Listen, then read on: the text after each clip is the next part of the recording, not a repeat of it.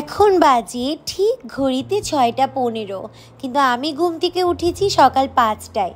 আর ওঠার পরে আমার এই ছোট্ট বাগানের যত্ন নিয়েছি। এরপর আমি যেটা করি, প্রত্যেক দিন ঘুম থেকে উঠে আমি আগে ধূপকাঠি জ্বালিয়ে নিই। এর ফলে চারিদিকে একটা সুন্দর আবহাওয়ার সৃষ্টি হয়, সুন্দর একটা স্মেল। আমি কেন জানি না ঈশ্বরকে উপলব্ধি করতে পারি। আর এরপর যেহেতু এই ড্রেসগুলো কাচা হয়েছিল, ওয়াশিং মেশিনেই কাচা হয়েছে, বাট ভাঁজ তো করতেই হবে। সুন্দরভাবে ভাঁজ করে এগুলোকে কেবিনেটে উঠিয়ে রাখবো। আমি আমার বাসার সকল কাজ প্রত্যেক দিন ঘুম থেকে উঠেই আগে বাসা ক্লিনের কাজ করি। আর বাসা যদি ক্লিন না থাকে, আমার পুরাটা দিন মনে হয় যে আমি কিছুতেই মন বসাতে পারি না। চারিদিকটা যখন ক্লিন থাকে তখন বেশ আনন্দ লাগে, খুব ভালো লাগে। আমার কিন্তু ঘর সাজাতে আর রান্না করতে অনেক ভালো লাগে।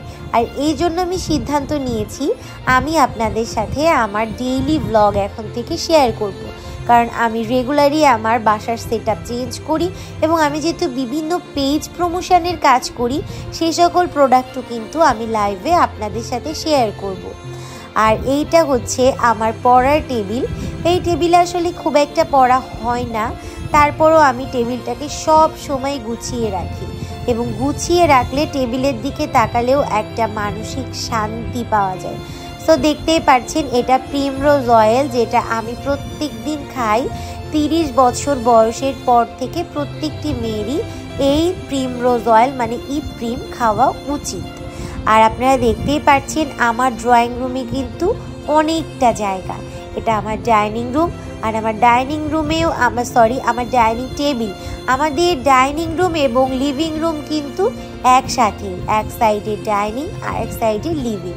সো এই যে আমার স্কিন কেয়ার প্রোডাক্ট এবং খাওয়ার ডিটক্স টি, চিয়া সিড সব কিছু এইভাবে সাজিয়ে রাখলাম ট্রেতে। আর আমি সাজিয়ে গুছিয়ে রাখতে ভীষণ পছন্দ করি।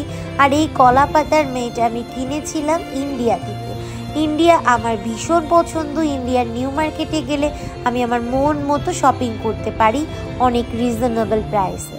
সো আমার আজকের ব্লগে থাকছে শুধুমাত্র আমার লিভিং রুমের ডেকোরেশন, এবং নেক্সট ব্লগে নিয়ে আসবো আমার রুমের ডেকোরেশন, মানে আমার যেটা বেডরুম, মাস্টার বেডরুমের ডেকোরেশন।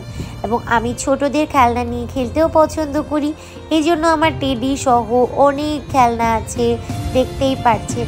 আর ইয়োগা করার মতো মানে খুবই ভালো একটা কাজ ইয়োগা করা। এটা খুবই ইম্পর্টেন্ট আমাদের লাইফে, আমাদের স্ট্রেস ফ্রি রাখার জন্য সব দিক থেকে।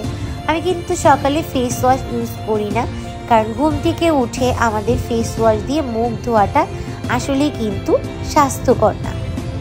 আর এরপর আমি অনেকটা সময় গানের রেয়াজ করি, গান গাইতে গাইতে আমি ডিটক্স টি অথবা কফি খাই, তাতে গলাটাও কিন্তু খোলে এবং রেয়াজটাও কিন্তু ভালো হয়।